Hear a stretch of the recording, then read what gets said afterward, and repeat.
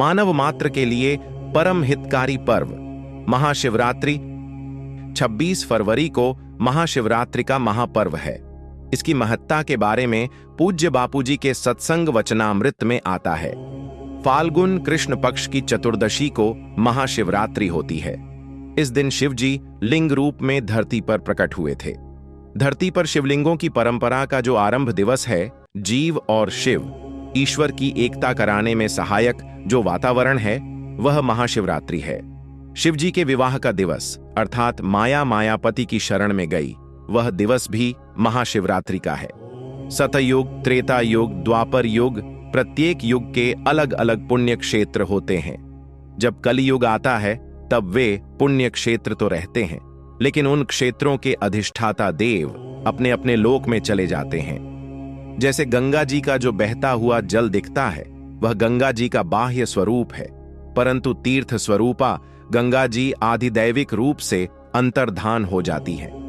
गंगा दशहरे या विशेष पर्वों पर गंगा जी धरती पर आती है, बाकी के दिनों में नहीं।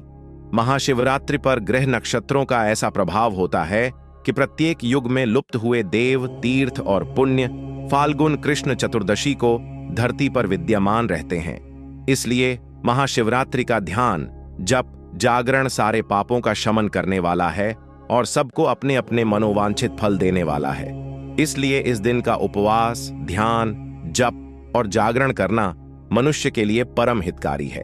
यदि किसी को मधुमेह, डायबिटीज हो अथवा अत्यधिक कमजोरी हो और उपवास से चक्कर आते हों, तो जबरन उपवास करने का आग्रह नहीं है। उपवास शरीर की अनुकूलता के अनुसार करना चाहिए, परंतु ध्यान, जप, जागरण और मौन तो जितना अधिक हो सके उतना करना चाहिए।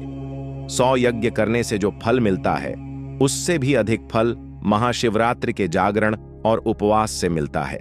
ब्रह्मा जी और वशिष्ठ जी फाल्गुन कृष्ण चतुर्दशी की अत्यंत महिमा गाते हैं। जो महाशिवरात्रि को उपवास या जप करना चाहते हैं, वे मन ही मन शिवजी से प्रार्थना करें।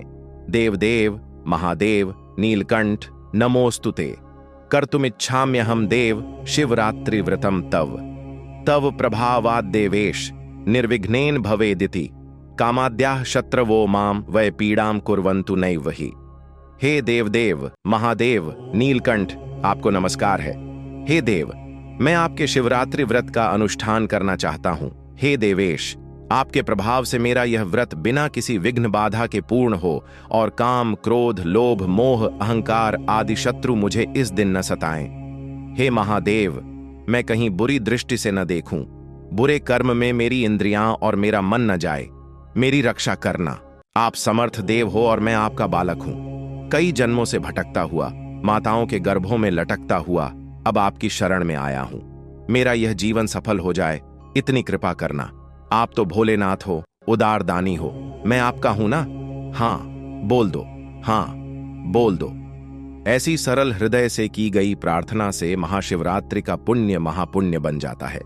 जाने अनजाने हुए पाप, ताप, गलतियां, ये सब क्षम्य हो जाते हैं और जीव शुद्ध हो जाता है। शुद्ध जीव की मति और गति भी शुद्ध हो जाती है।